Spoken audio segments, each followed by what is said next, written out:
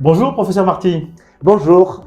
Alors, vous êtes l'ancien chef de service de parasitologie et de mycologie du CHU de Nice. Vous êtes vice-doyen de la faculté de médecine pour les relations internationales pendant 17 ans. Bien qu'à la retraite, vous continuez aujourd'hui à avoir une activité dans le domaine des maladies tropicales au CHU de Nice à l'Archer. Vous êtes également président du jury de l'Association des Palmes de la médecine, qui est un événement qui valorise l'engagement des professionnels de santé des Alpes-Maritimes et de Monaco. Vous êtes passionné de course à pied marathonien, ardent défenseur de l'OGC Nice. Vous habitez Cimiez depuis 1990 et vous allez être l'un des prochains porteurs de la flamme olympique à Nice. Et j'en suis très fier.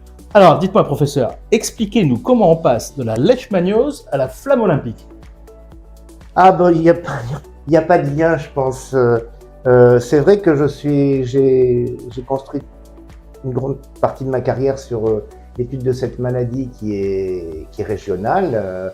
Et c'est vrai que j'ai une reconnaissance de mes pairs, surtout dans le domaine de l'étude de cette maladie, qui, comme vous le savez, est une maladie qui concerne surtout les chiens, mais avec mon équipe, on a démontré aussi que non seulement il y avait des cas chez les hommes, ça on le savait, mais qu'il y avait beaucoup d'humains qui étaient porteurs sans le savoir, et que dans des conditions particulières, ces humains pouvaient développer la maladie.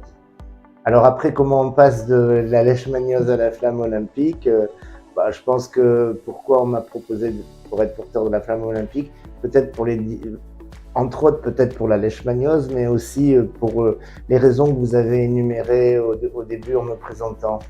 Comme un grand sportif, finalement. Peut-être comme un grand sportif, et puis voilà. Et puis aussi, pour moi, je le reçois comme un cadeau pour l'année de mes 70 ans. Et fantastique. Voilà, c'est fantastique.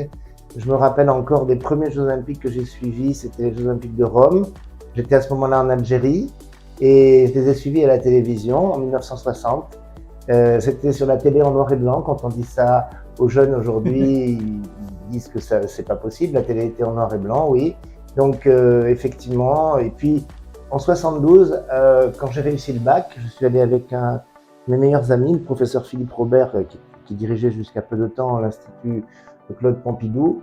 On est allés tous les deux à Munich pendant quelques jours voir une partie des Jeux Olympiques de Munich.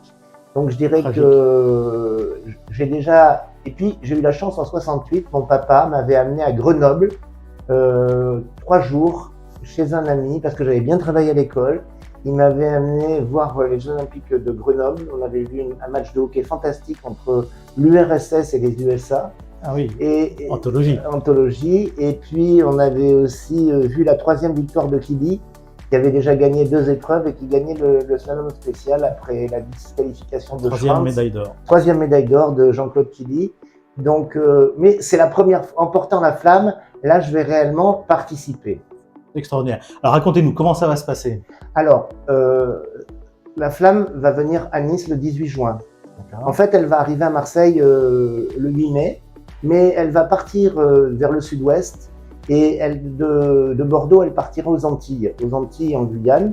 Puis elle va revenir des Antilles de Guyane, de Fort-de-France le 18 juin. Ça sera en quelque sorte l'appel du 18 juin. Le 18 juin, elle va revenir de Fort-de-France à Nice. Et là, alors, pour l'instant, le trajet de la flamme, on ne le connaît pas, il est secret. Ce qu'on sait, c'est qu'il faut qu'on soit disponible la journée du 18 juin. J'ai déjà pris les mesures de ma tenue. On devra tous être en blanc, donc on nous a donné... il a fallu prendre les mesures de la tenue, on sera tous en blanc. Il ne faut pas qu'il y ait de signes distinctifs. On a signé de très très nombreux documents, on n'est pas en France pour rien, hein, où on renonce au droit à l'image, toutes sortes de choses, parce qu'on aura tous la même tenue. Et ce qu'on sait, c'est qu'a priori, on va courir 200 mètres. Donc 200 mètres, je pourrais en principe les faire. Voilà. Et on est 11 000 porteurs de la flamme dans toute la France. Ouais. On espère qu'elle va venir à Cimiez, la flamme, on ne sait jamais. Ah ouais, ça serait beau. Si elle passait devant le Régina, ça serait extraordinaire. Là, je revendiquerais de faire ce parcours. D'accord. Bon, vous habitez au Régina depuis 1990. Oui. Dites-moi, professeur, c'est quoi Cimiez pour vous? Alors, plus je vis à Cimiez, je le dis, une très bonne question, parce que plus je vis à Cimiez, plus je suis heureux d'y vivre. J'avoue qu'au début, quand on a acheté cet appartement, on avait vécu les premières années de notre mariage dans le quartier Saint-Sylvestre. J'ai eu un peu de mal au début, puis surtout parce que mon service à l'époque était à l'hôpital de Cigné et j'avais pas trop de coupure entre le travail et la maison. Mais mon fils, j'ai 2 enfants, mon fils a appris à nager au Regina, dans la piscine du Regina. On y est bien. Maintenant, notre petit-fils, il vient toutes les semaines, il passe une nuit au Regina. Plus ça va, plus je m'y sens bien. Et puis j'aime beaucoup le monastère de Cigné. J'aime beaucoup, j'ai une relation très amicale avec les frères italiens du monastère de Cigné, les frères franciscains, ils sont tous italiens et voilà, il y a toute une communauté de personnes qui fréquentent ce monastère de Cigné, puis le jardin, les arènes de Cigné. Et puis, franchement, le matin, et puis là, avec le beau temps qui revient, les journées qui rallongent, partir du Regina en courant et aller faire une dizaine de kilomètres jusqu'à Carras et revenir en courant, c'est un grand bonheur. Surtout le matin tôt, parce que bon, la seule chose qu'on peut regretter, c'est les voitures qui roulent vite. Pour conclure, professeur, quel message vous avez envie de transmettre aux habitants de Cigné? Alors, le message, ce serait sachez profiter de votre environnement. N'ayez pas le défaut qu'ont beaucoup de Français d'être toujours mécontents. Sachez que vous vivez dans un cadre merveilleux. Profitez-en.